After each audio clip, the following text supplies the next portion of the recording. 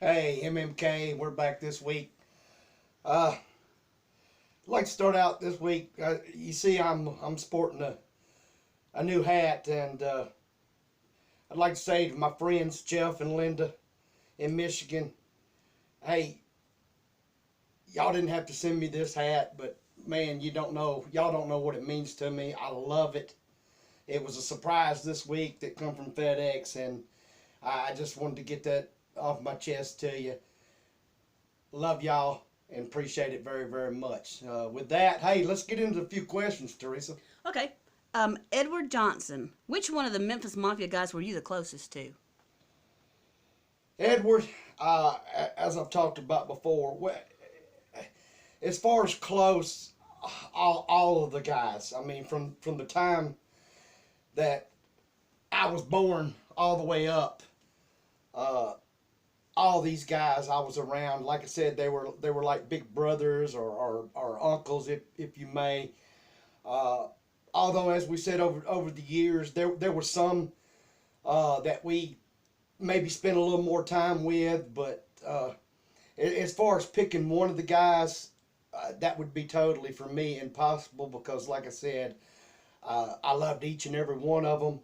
I had my own memories and times with each and every one of them, and for that, I would never take anything for. So I hope that kind of answered your question. Like I said, I just there is no one.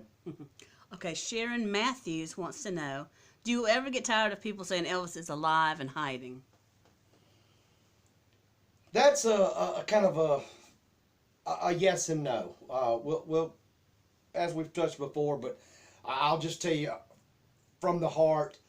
At times, yes, it's I guess hurtful, maybe in some ways. Sad and bad memories. It's kind of hard to put in, but on the flip side, I can totally understand, and as I've said before, I think that the love and whatever it was that Elvis Presley had, that some people just, it's almost their way of hanging on and believing. And I know, as we all do, things come up and down, but it just goes to show you the impact that he had, that people would still use stuff like that, and not to knock anybody if you actually believe that. That's your own right. The main thing is that we all are here together for that one reason, that we love Elvis Presley. And as I've said in the past, and I'll end it with this, unfortunately, I wish it wasn't true, and I wished he was here with us today, because I can assure you we would be having some hell of a great times and no telling what we'd be doing. But Elvis Presley left us on August 16th, 1977, and like I said, I don't I'll like end it with that. I don't like seeing it used as clickbait, on videos and stuff, saying that he is just as clickbait, for people to watch. Yeah, well, and that's like that's what we mean. It's when I say hurtful, I don't mean on purpose. I'm trying to express myself. It kind of makes you sad, and as a family, I'm sure, because we've talked about it, we all feel the same way, and but there on the other side, like I said, you can totally understand that people just, they don't want to turn loose. I mean, they love that man so much. So that's the main great thing, and is we all have the love for Elvis Presley. Okay, Connie Presley wants to know, did Elvis watch his own movies? Hey, Connie, uh, I'll put it this way.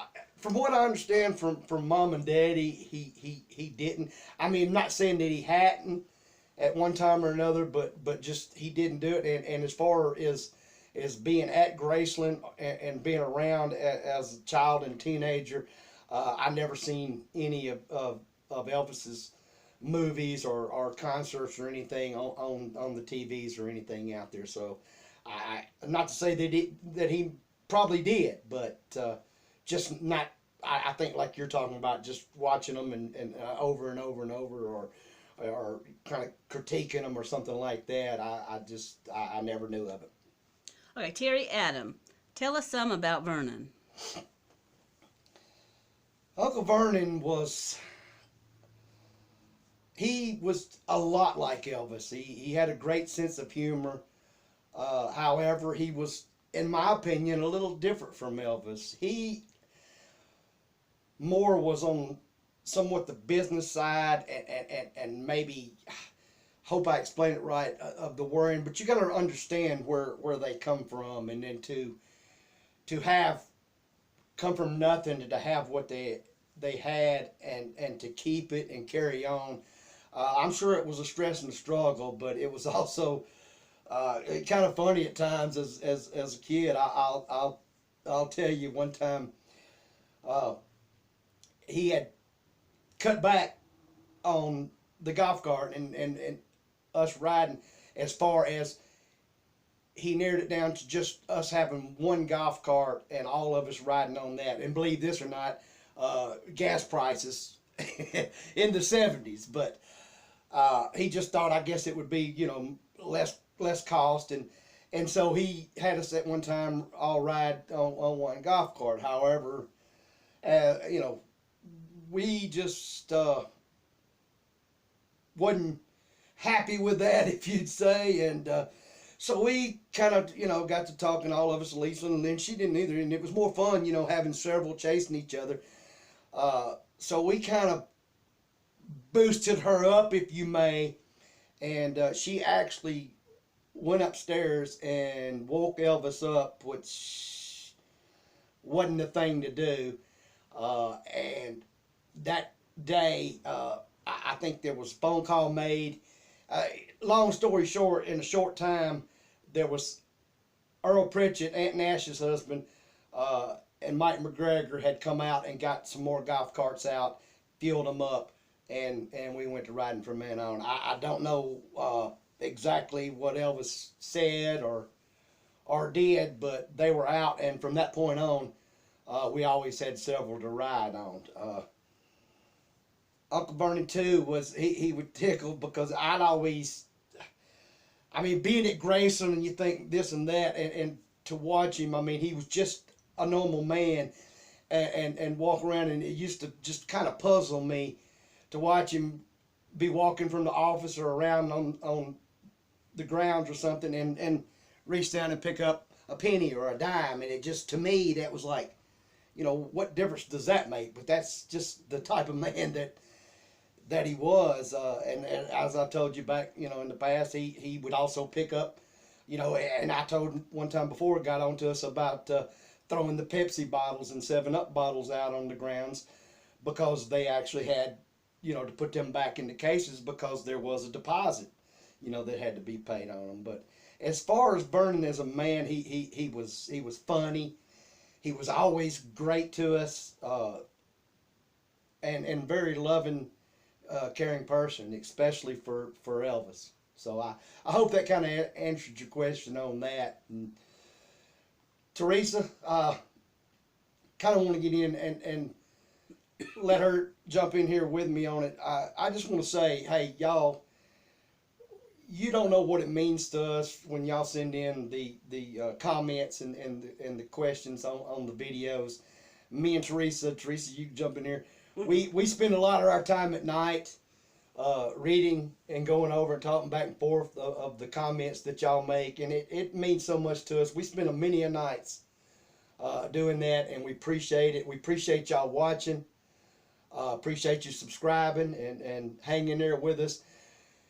Too, and I know sometimes on some of the subjects that we talk about is maybe, I guess it kind of goes back to, you can't make everybody happy, but we damn well try. So maybe a question or two or things we talk about may enter some people, may not.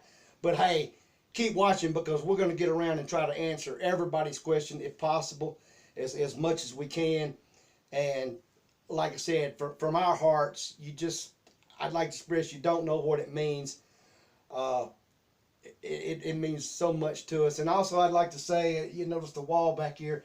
These are Christmas cards, some from this year, some from over the years.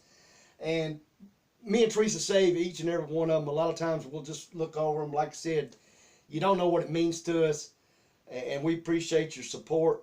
We love each and every one of you. And remember, we always live Elvis.